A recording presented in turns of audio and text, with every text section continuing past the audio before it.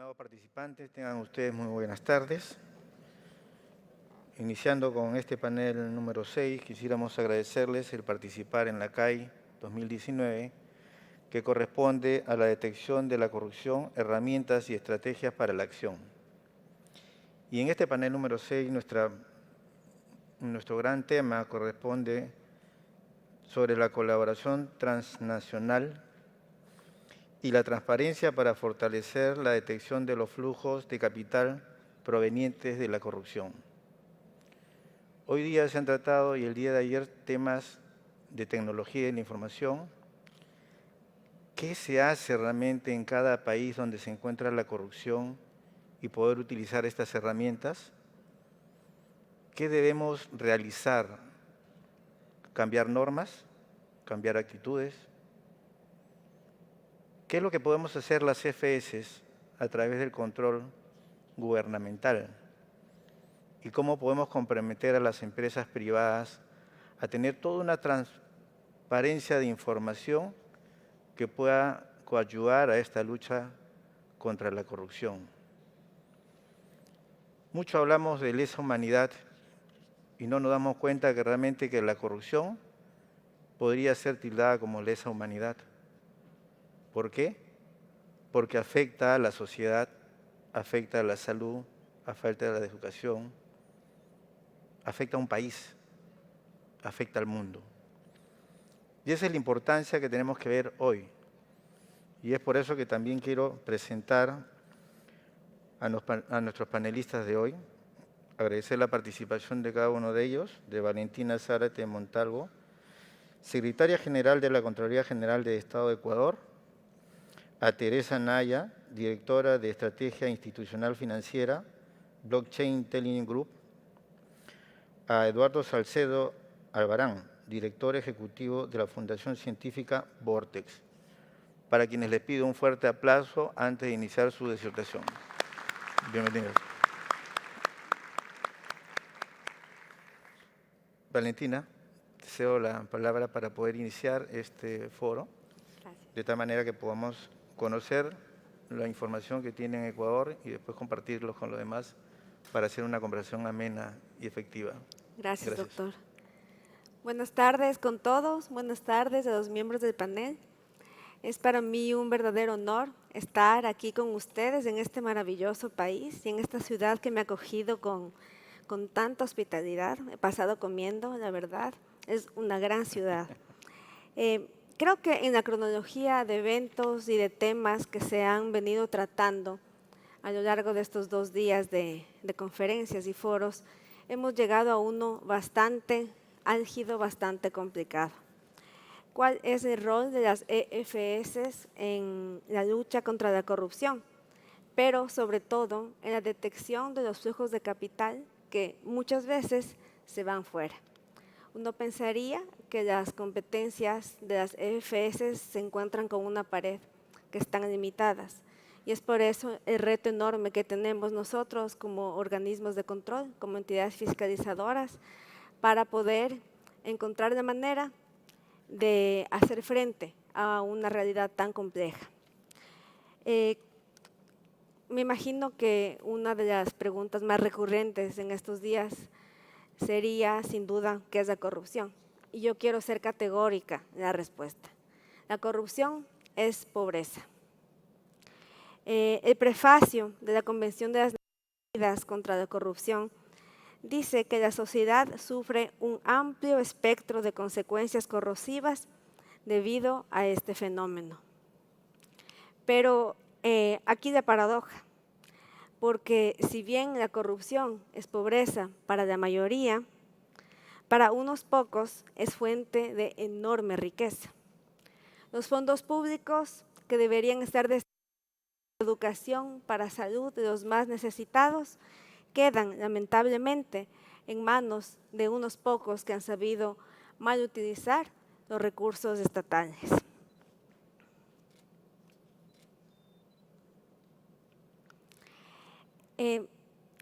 Este fenómeno de la corrupción tiene raíces profundas y diversas consecuencias.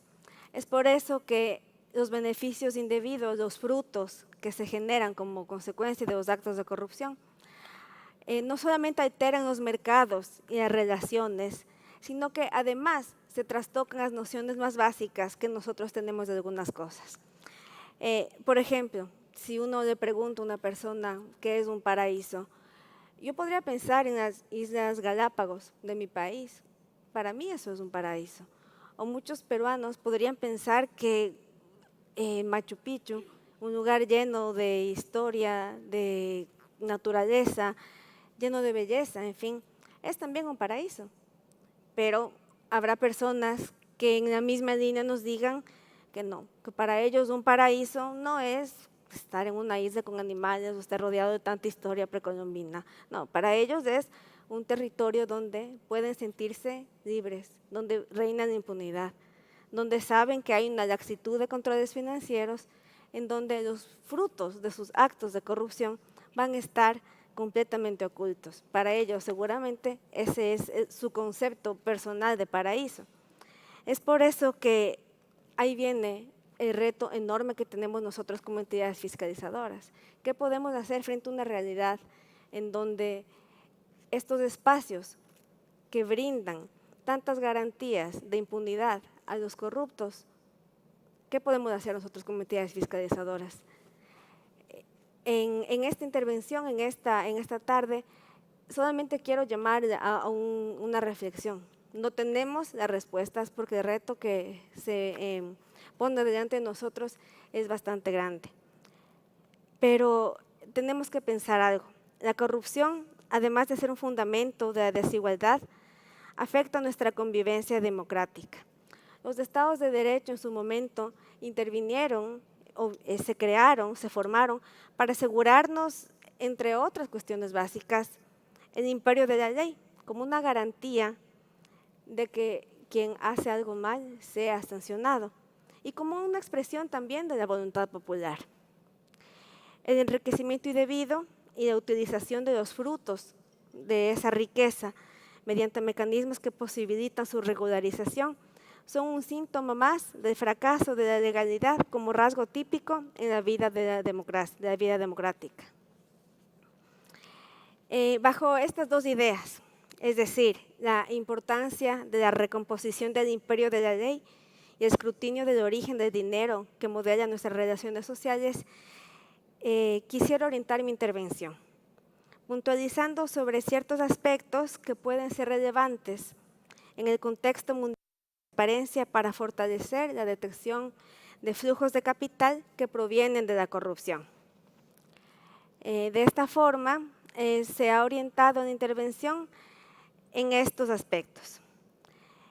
Las entidades fiscalizadoras, ¿cuál es la importancia en la lucha contra la corrupción y la característica de independencia que se requiere de estas para poder hacer frente a esta realidad?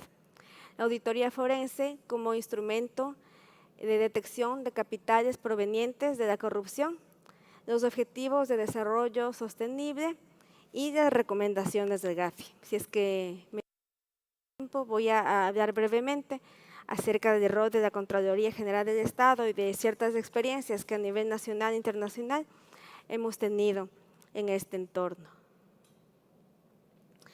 Las entidades fiscalizadoras superiores tenemos en cada una de nuestras constituciones y leyes orgánicas como rol principal el control de los recursos públicos, salvaguardar, proteger los recursos públicos. ¿Cómo? Mediante los mecanismos de auditoría financiera que constan en las normas internacionales de las entidades fiscalizadoras, las auditorías de desempeño, las auditorías de cumplimiento y las auditorías financieras.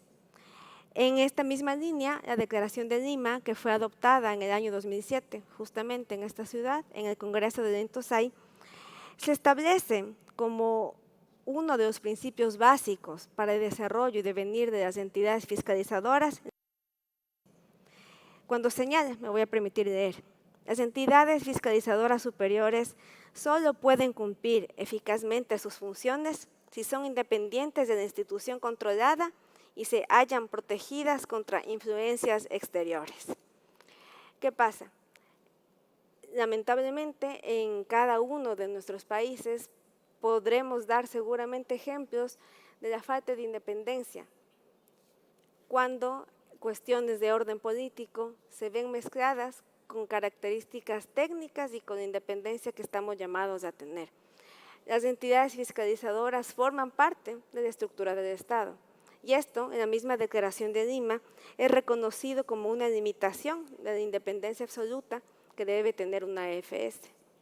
Al mismo tiempo, las EFS, algunas, reciben financiamiento también del mismo gobierno. Esto podría considerarse una limitante para la acción objetiva que debería tener en cada uno de los casos. La Declaración de Lima no solamente habla de la independencia, sino que también promueve el intercambio de experiencias internacionales en materia de control gubernamental.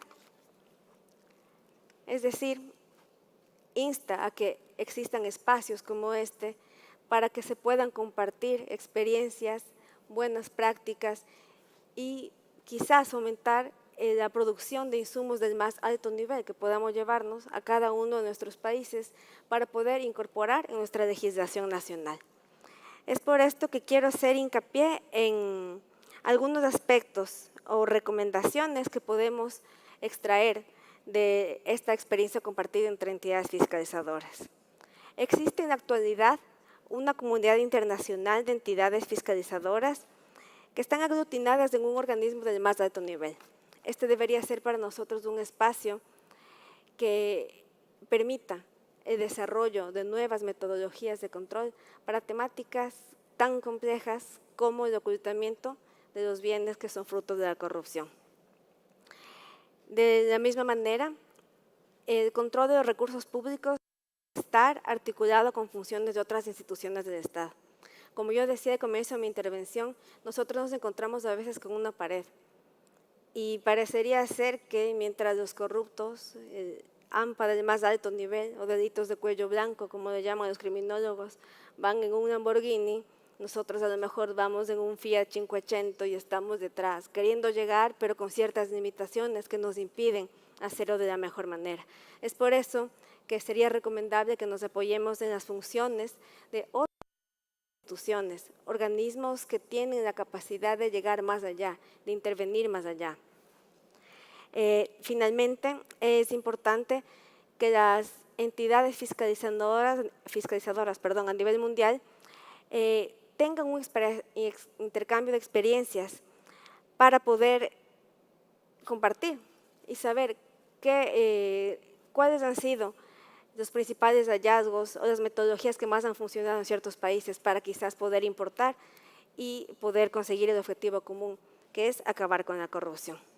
En esta misma línea, me parece que tenemos que regresar a ver un aspecto muy importante que se ha dejado de lado y que ahora está regresando con fuerza, la auditoría forense. Ustedes recordarán al mafioso norteamericano, Al Capone, a quien no se le juzgó nunca por asesinato ni por tráfico de alcohol, que estaba prohibido en esa época, sino que se le juzgó por evasión tributaria. Luego de un mecanismo de auditoría en el cual se detectaron las inconsistencias financieras en los balances, luego de que su contador delatara. Este ejemplo de los años de hace varios siglos, así como los casos de WorldCom, Parmalat o Enron, nos hacen ver que estamos llamados a perfeccionar nuestro trabajo. Es por eso que la auditoría forense debe constituirse como una herramienta técnica para detectar los flujos de capitales provenientes de la corrupción. Si se perfeccionan los mecanismos para ser corrupto, los mecanismos para controlar y detectar los productos de esta corrupción también deberían ser perfeccionados. En esa misma línea, es importante que todos nuestros países, los países de la región, los países del mundo, se apoyen en los objetivos de desarrollo sostenible para los cuales fueron creados.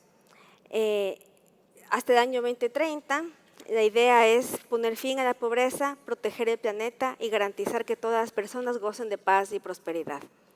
Para esto, sin duda, la eliminación o disminución, eliminación quizás suena demasiado ambicioso o optimista, pero reducción de la corrupción tiene que ser un objetivo primordial de nuestros países. Los objetivos de desarrollo sostenible, por eso, se han enmarcado en la reducción significativa de las corrientes financieras, fortalecimiento y devolución de los activos robados, lucha contra todas las formas de delincuencia organizada, reducción de la corrupción, soborno en todos sus tipos y creación de varios niveles eficientes y transparentes de lucha contra la corrupción.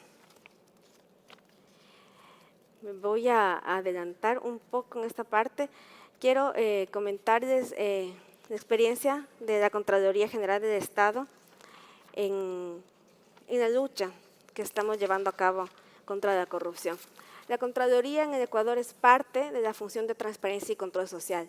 En mi país no existen 3 funciones del Estado, como normalmente nos habla la teoría, existen 5 funciones del Estado.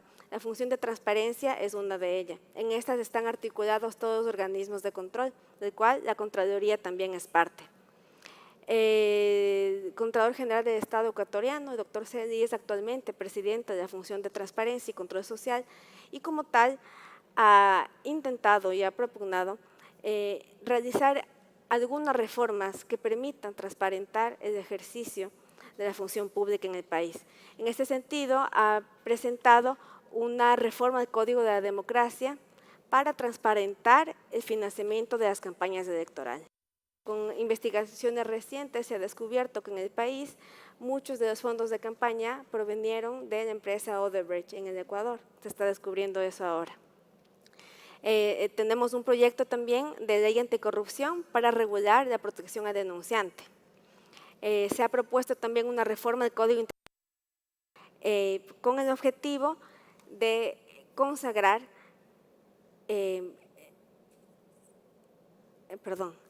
los gastos especiales, que no sean juzgados por una sola persona. Actualmente en la Ley de Seguridad Nacional, solamente el Contralor General del Estado puede revisar gastos especiales. Se ha propuesto la creación de una comisión que contenga varias instituciones para hacer un análisis multidisciplinario de este tipo de fondos que por lo general, en los cuales existen por lo general varios actos de corrupción. Y finalmente, dentro de la función de transparencia y función social, se ha suscrito un compromiso para la integridad pública y la lucha contra la corrupción. Sabemos que el trabajo es enorme, que tenemos muchos retos por delante, pero creemos que estamos haciendo bien las cosas.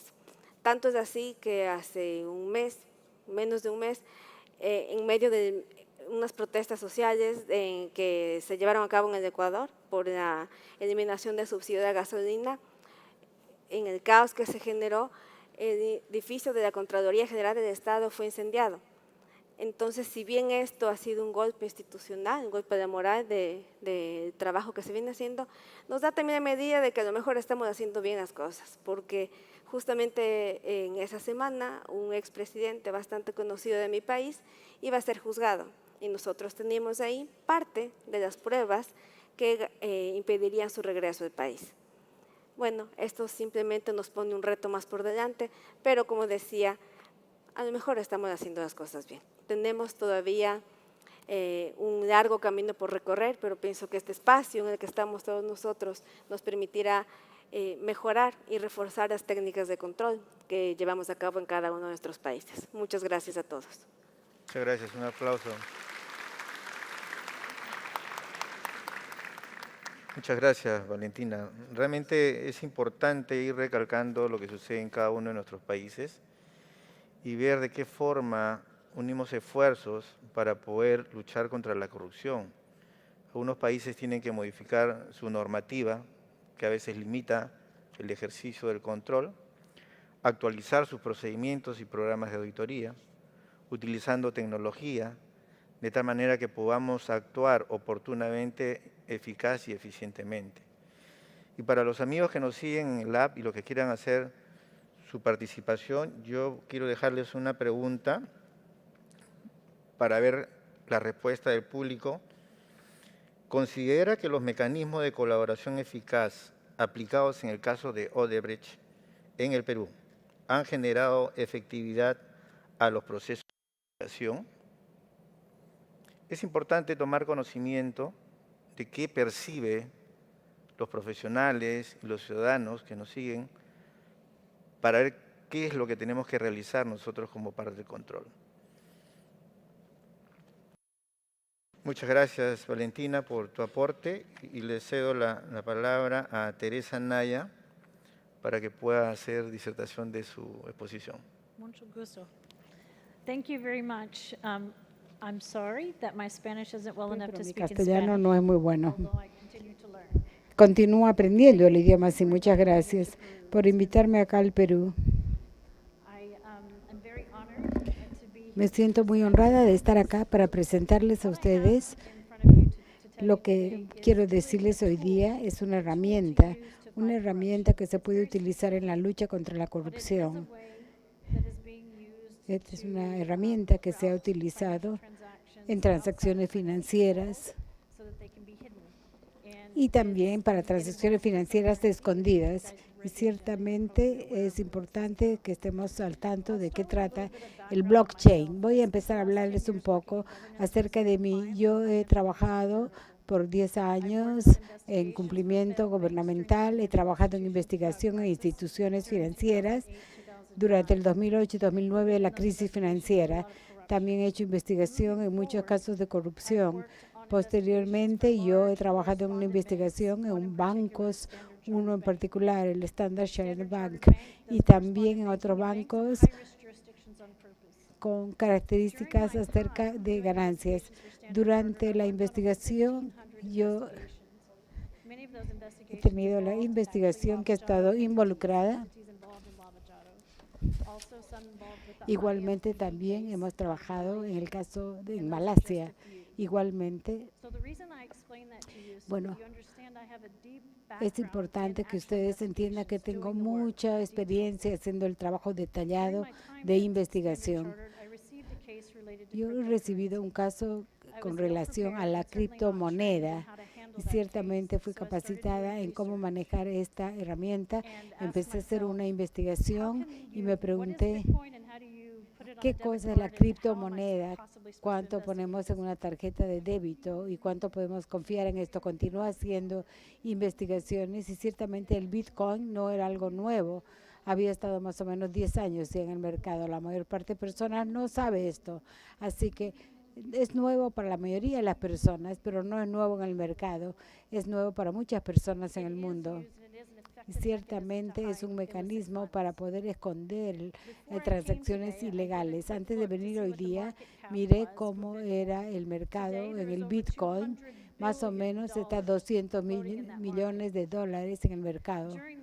Durante la temporada más alta del Bitcoin, durante la burbuja, en el 2000, el mercado más o menos era de $1 trillón. Y ciertamente eso nos dio una gran oportunidad para poder cambiar las leyes y verlas a través de las fronteras. No es solamente dentro del mundo financiero. Entonces, con esta información básica voy a empezar con esta presentación. Voy a hablarles de información sumamente básica de la criptomoneda. Y luego también quisiera compartir con ustedes un estudio de caso y así cómo se puede hacer un seguimiento de la criptomoneda comparado con investigaciones cuando estamos viendo corrupción financiera dentro de las jurisdicciones y en instituciones financieras. La criptomoneda ha sido diseñada para el señor Kikimoto, que de repente no era solo una persona, sino un grupo de individuos, que esta persona prefirió mantenerse anónima cuando criptomoneda. Eso es algo que lo hace interesante realmente.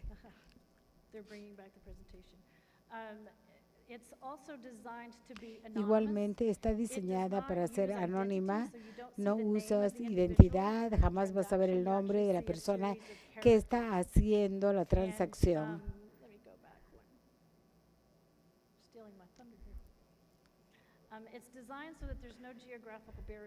Igualmente se ha diseñado para que no existan obstáculos geográficos. Podemos hacer una transferencia de acá a Taiwán. No es como una transferencia de dinero, como una transferencia por cable. pero sí es una transferencia, está diseñada para ser un conjunto de nódulos voluntarios, como por ejemplo Internet. Hay muchas personas que piensan que esto va a desaparecer y ciertamente esto está diseñado de una forma en la que yo he hecho también algún tipo de actividades con Bitcoin, no porque esté entusiasta acerca de esto, pero porque quería aprender. Cualquier persona puede utilizarla. Utilizar esta red ciertamente es algo que va a continuar en operación, porque uno no puede traerse abajo la Internet.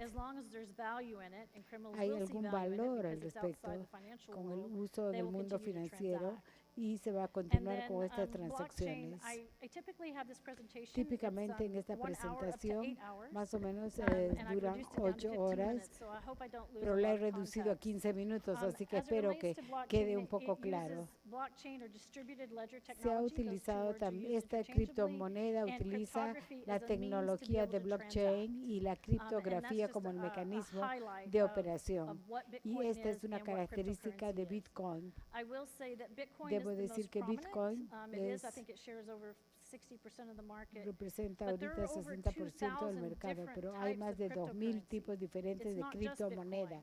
No es solamente una moneda. Entonces, cuando las personas hacen transferencias con Bitcoin, pueden transferir de su propia moneda, de la moneda local, y ciertamente es una forma muy efectiva para poder hacer una transacción. Adicionalmente, bueno, no lo tengo en la presentación, existen varias criptomonedas que han sido diseñadas específicamente para ser utilizadas de forma anónima y es muy difícil hacerles un seguimiento. No se puede hacer un seguimiento. Entonces, lo que yo he hecho acá, muchas de las comunidades no se dan cuenta que ya han estado expuestos al Bitcoin y que han sido utilizados para estas transacciones. En este caso, por ejemplo, bueno, yo saqué esta información de Brasil de alguien que había sido arrestado por lavado de dinero utilizando la cuenta de Bitcoin de su esposa. Y trató de lavar este dinero utilizando el Bitcoin. Ciertamente la criptomoneda es utilizada por gente corrupta o por delincuentes, porque es algo que puede permanecer anónimo.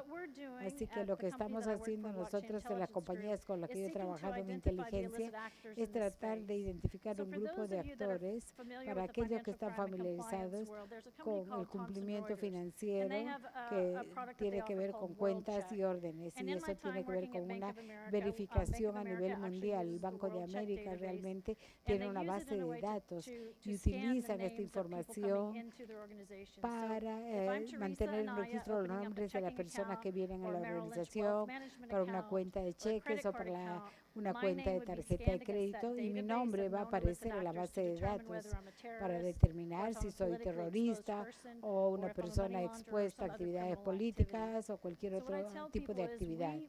Entonces, nosotros tenemos la habilidad de poder hacer una verificación, identificando a los actores y colocando la identidad a la transacción anónima. Ejemplos podrían ser, por ejemplo, una red financiera en Estados Unidos que ha emitido